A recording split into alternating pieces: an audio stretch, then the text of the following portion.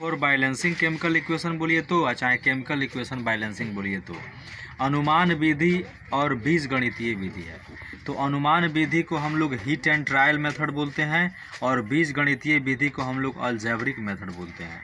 तो सबसे पहले हम लोग स्टार्ट कर रहे हैं अनुमान विधि। यह अनुमान विधि क्या है इसके बारे में हम आप लोग को बताने जा रहे हैं। देखिए, जैसे मान लेते हैं कि एक हम लोग रासायनिक समीकरण लिख रहे हैं। रासायनिक समीकरण, देखिए यह जो रासायनिक समीकरण हम अपने मन से मान ले रहे हैं N2 + H2 NH3 एक समीकरण हमने मान लिया। अब इसको हमको बैलेंस करना है। तो अनुमान विधि मतलब हो गया हिट एंड ट्रायल मेथड, मतलब तुक्का समझ के बनाना है इसको।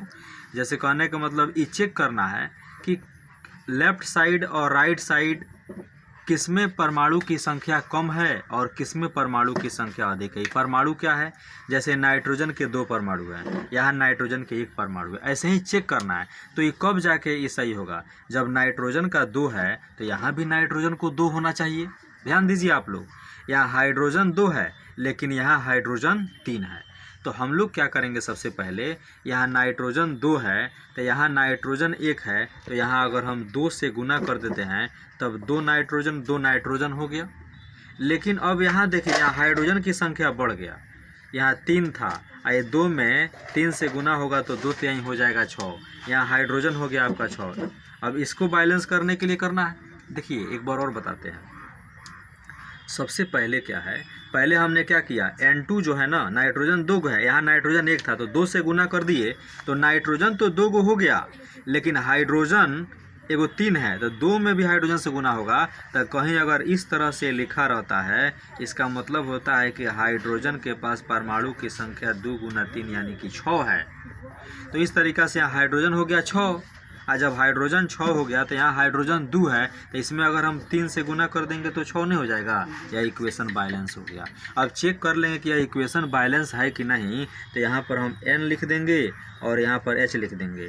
तो N में अभिकारक की संख्या को थोड़ा सा देखिए, N में अभिकारक की संख्या 2 और उत्पाद की संख्या भी 2।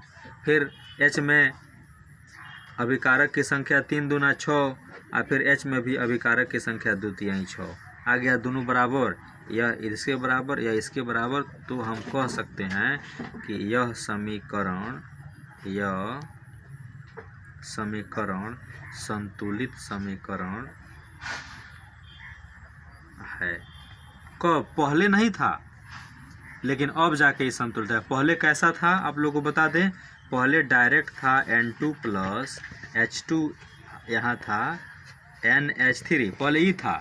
तो यहाँ पर लिख देंगे कि N2 + H2 NH3, ये कौन समीकरण है स्टूडेंट, तो असंतुलित समीकरण है।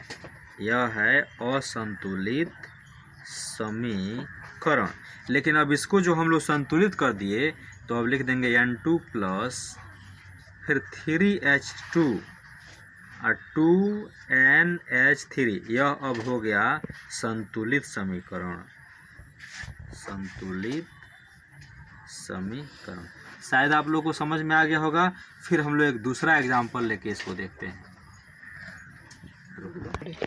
चलिए एक और हम एग्जाम्पल ले रहे हैं, रासायनिक समीकरण एक और हम ले रहे हैं। थोड़ा सा आप लोग ध्यान दीजिए। एक और रासायनिक समीकरण लेकर आपको हम बताएंगे कैसे समीकरण को बैलेंस करेंगे। थोड़ा सा देखते हैं। जैसे एक हम Fe ले रहे हैं plus H2O arrow Fe3O4 + H2। अब इसको बैलेंस करना है। देखिए यह पहले चेक कीजिए कि ऑलरेडी बैलेंस है कि नहीं है। तो यहाँ Fe 1 है लेकिन यहाँ Fe 3 है, कहाँ बैलेंस है, नहीं है। यहाँ H 2 है तो यहाँ H 2 है, ये अभी ठीक ठाक चल रहा है। यहाँ O 1 है लेकिन यहाँ O क्या हो गया, 4 हो गया। अब हमको इसको बैलेंस करना है। तो सबसे पहले हम लोग देखेंगे कि मतलब कोई ऐसा हम लोग तत्व लेंगे जिसमें कोई अभी किसी दूसरे चीज़ से गुना नहीं है। तो हम लोग इस तरह चेक करते हैं। जैसे यहाँ पर Fe 1 है, यहाँ Fe 3 है, तो पहले यहाँ 3 से गुना कर सकते हैं कि नहीं, बोलिए। 3 से गुना कर देंगे तो यह तो 3 हो गया।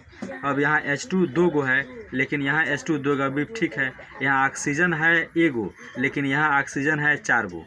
तो यहाँ अगर हम 4 करेंगे तो हाइड्रोजन को हो गया 8 गो हो गया। अब यहाँ पर हम 4 कर देंगे तो हो जाएगा। तो सोचिए कैसे होगा।